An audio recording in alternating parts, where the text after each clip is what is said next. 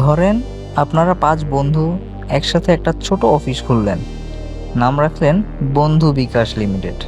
এখানে টাকা লেনদেন হবে, কিন্তু কোনো ব্যাংক নাই, কোনো বসও নাই। শুধু আপনারা ৫ জন মিলেই সব নিয়ন্ত্রণ করবেন। যখন কেউ টাকা পাঠাবে তখন সব বন্ধুর সামনে ট্রান্সফার হবে, আর ৫ জন মিলে খাতায় লিখে রাখবে। কেউ চাইলে টাকা চুরি করতে পারবে না, কারণ অন্য ৪ জন জানে আসল হিসাব কি। আর কেউ চাইলে টাকা ছাপাতেও পারবে না, কারণ কারো কাছে প্রিন্টার নাই।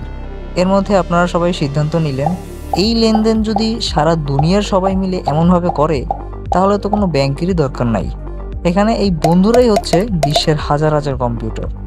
আর এই খাতা, যেটা হিসাব লিখে রাখলেন, এটা হচ্ছে ব্লকচেইন। আর এই যে ডিজিটাল টাকাটা, এটাই হচ্ছে বিটকয়েন।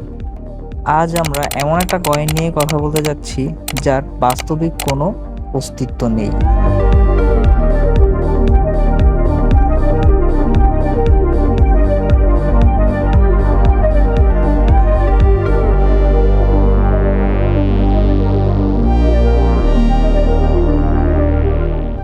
আচ্ছা, তাহলে এই বিটকয়েনের শুরুটা কোথা থেকে?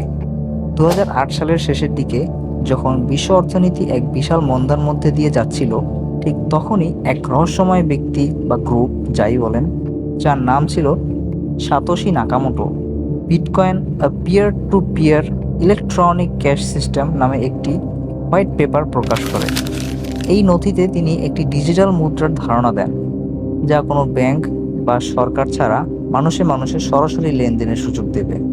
মূল শক্তি ছিল ব্লকচেইন প্রযুক্তি, যা লেনদেনকে স্বচ্ছ, নিরাপদ এবং অপরিবর্তনযোগ্য করে তোলে।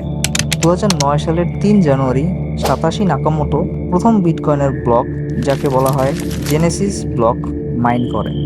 এই ব্লকে একটি বার্তা লুকানো ছিল, যা ছিল ২০০৯ সালের একটি পত্রিকার headline, the Times chancellor on brink of second bailout for banks.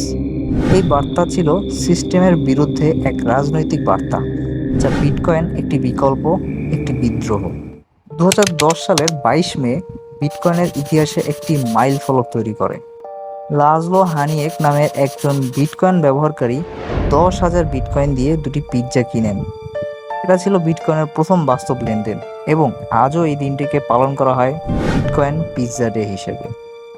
আপনি একবার চিন্তা করে দেখেন, এই যে ১০,০০০ বিটকয়েন দিয়ে দুটি পিৎজা কিনেছিল, তখনকার সময় এই ১০,০০০ বিটকয়েনের মূল্য ছিল মাত্র $২৫।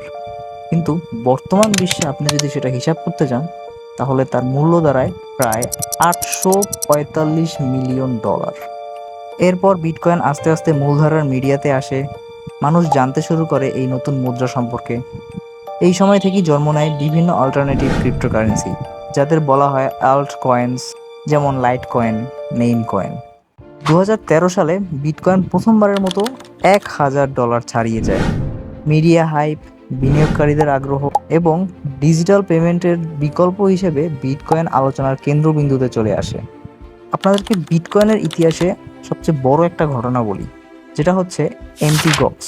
এমটি গক্স হচ্ছে পৃথিবীর সবচেয়ে বড় বিটকয়েন এক্সচেঞ্জ, যা ২০১৪ সালে হ্যাক হয়। হ্যাকাররা ৮,৫০,০০০ বিটকয়েন চুরি করে নেয়। এটা ছিল বিটকয়েনের ইতিহাসে সবচেয়ে বড় চুরি, এবং বিনিয়োগকারীদের মধ্যে নিরাপত্তা নিয়ে একটা ভয় সৃষ্টি হয়।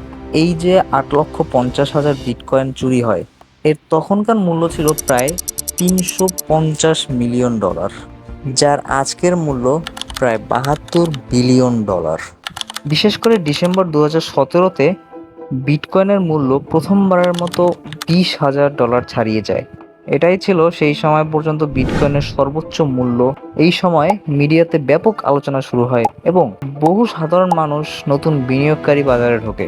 ক্রিপ্টো বুম বা আইসিও বুম শুরু হয়। সেই সাথে অনেক অল্ট কয়েনও তাদের মূল্য বাড়াতে শুরু করে।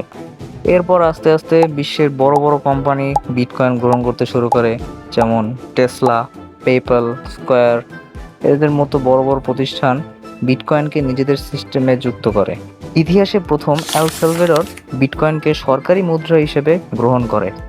আজ বিটকয়েন শুধু একটা ডিজিটাল মুদ্রা নয়, এটা একটা সম্পদের রূপ।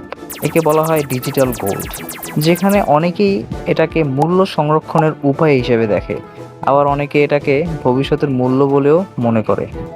বিটকয়েনের যাত্রা শুরু হয়েছিল এক সিস্টেমের বিরুদ্ধে বিদ্রোহ হিসেবে।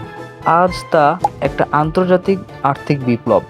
তবে এই যাত্রা ছিল কাটাভরা হ্যাক, সন্দেহ, উত্থান পতন, সব কিছুর সত্ত্বেও বিটকয়েন এখনও টিকে আছে এবং হয়তো আগামীর অর্থনৈতিক বিপ্লবে মূল চালক হয়ে উঠবে।